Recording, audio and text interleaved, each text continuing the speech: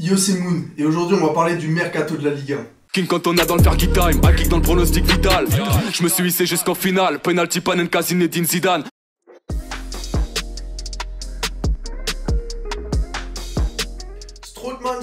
Strootman, ouais c'est cool, une vraie star vient de signer à l'Olympique de Marseille. Mais la surprise de ce mercato marseillais est peut-être ailleurs. Arrivé pour 12 millions d'euros, je te parle bien sûr de Nemanja Radonjic, un joueur que Rudy Garcia connaît déjà très bien puisqu'il avait fait venir de Roumanie à l'AS Roma quand il n'avait encore que 18 ans. Depuis, il avait connu un prêt à Empoli où il avait joué 0 match avant de finir par atterrir à l'Étoile Rouge de Belgrade.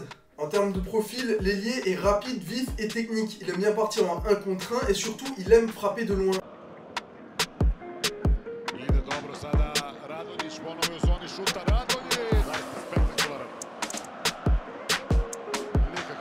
Et depuis qu'à l'OM, Dimitri Payet n'aime plus trop tirer de loin, c'est peut-être l'élément manquant pour que Marseille puisse décrocher sa qualification en Champions League.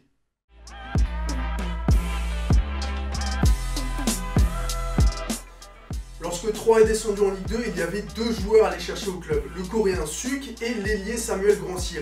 L'un a signé au Stade de Reims, tandis que l'autre a rejoint l'AS Monaco. Aujourd'hui, on va parler de Samuel Grand-Cyr, arrivé sur le Rocher pour 3 millions d'euros. Et en termes de profil, il a une polyvalence et une préférence pour le côté droit. Il peut jouer ailier droit et milieu droit, et il a quelques similitudes dans son jeu avec Thomas Lemar, l'ancien monégasque qui a signé à l'Atlético Madrid. En termes de profil, Samuel Grand-Cyr est un très bon passeur. Il est capable de bons centres, de bonnes combinaisons avec son arrière latéral, mais surtout, il a un bon flair dans la surface pour repérer les seconds ballons qui amènent pas mal de buts.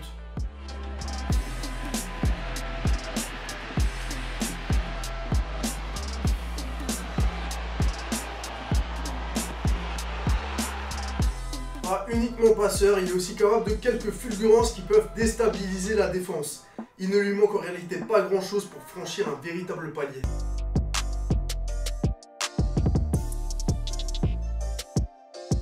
Le Racing Club de Strasbourg s'est maintenu la saison dernière, non sans galère, et a connu pas mal de départs lors du mercato, notamment son gardien Alexandre Oukidja qui a plutôt mal vécu son passage en Ligue 1. Attention dessus.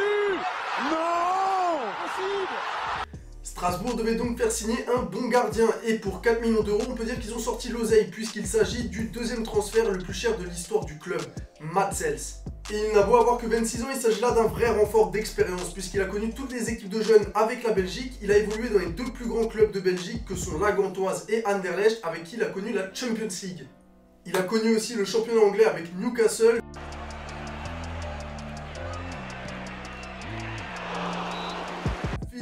Il est imposant et présente toutes les qualités pour être un très bon gardien de la Ligue 1.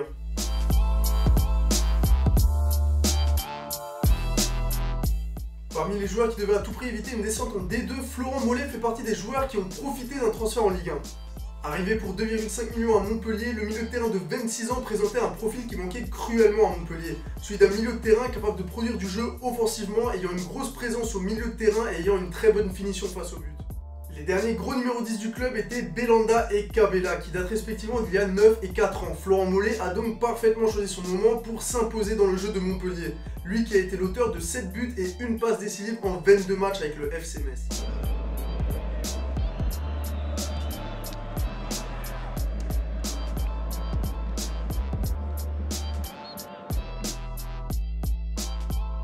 Voilà, tu as maintenant de quoi mieux connaître la Ligue 1 pour tes pronostics. N'hésite pas à me dire ta pépite dans les commentaires. N'hésite pas non plus à liker, partager et comme le dit Rolando, abonne-toi.